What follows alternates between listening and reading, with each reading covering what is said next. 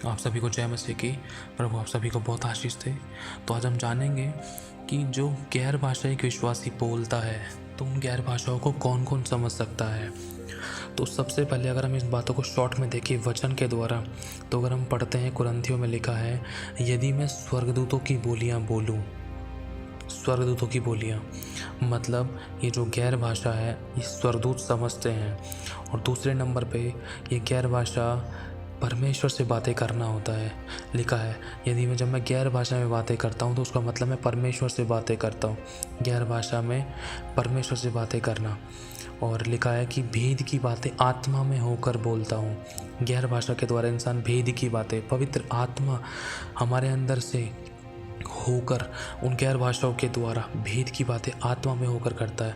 लंबी चौड़ी प्रार्थना को एक छोटा सा एक दो शब्दों में उन चीज़ों को क्लियरेशन करता है, वरन और भी बहुत कुछ गैर भाषा में होता है। अब अगर हम देखें तो सबसे पहले गैर भाषा कौन कौन समझ सकता है। सिर्फ ये इन बातों को 3 लोग ही समझ सकते हैं। सबसे पहला तो वो व्यक्ति, लिखा है कि जिस किसी व्यक्ति को गैर भाषाओं का, अन्य अन्य भाषाओं का अर्थ बताने का वरदान मिला है। अन्य अन्य भाषाओं का अर्थ बताने का जिसको वरदान मिला है, सिर्फ वो व्यक्ति समझ सकता है, पहला। और दूसरे नंबर पे ये गैर भाषा स्वर्गदूत समझ सकते हैं, ये स्वर्गदूतों की बोलियां हैं।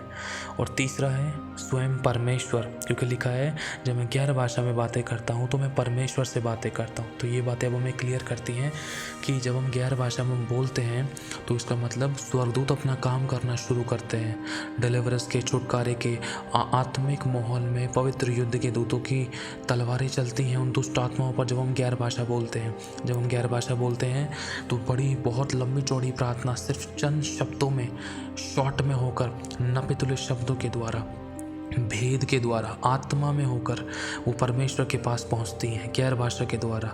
और उसके अकॉर्डिंग दूत काम करते हैं गैर भाषा के द्वारा। और गैर भाषा का अर्थ बताने का वरदान जिस व्यक्ति को मिला है वो ही इस गैर भाषा को समझ सकता है। हर कोई नहीं समझ सकता, है ना। जिसके पास अन्य अन्य भाषाओं का अर्थ बताने का वरदान है, सिर्फ वही इसका अर्थ बता सकता है, वरना इसका अर्थ सिर्फ 2 ही जने जानते हैं।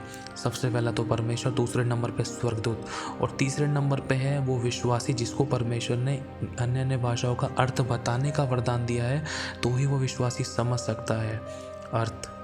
नहीं तो सिर्फ परमेश्वर और स्वर्गदूत ही जानते हैं अन्य अन्य भाषाओं का अर्थ। तो इसलिए अब ये बातें हमें क्लियर हो चुकी हैं कि अन्य अन्य भाषाएं कौन कौन समझ सकता है। सिर्फ परमेश्वर पहला, दूसरा स्वर्गदूत, तीसरे नंबर पे है प्रभु ने जिसको अन्य अन्य भाषाओं का अर्थ बताने का वरदान दिया है वो व्यक्ति। बस ये 3 लोग हैं जो गैर भाषाओं को समझ सकते हैं।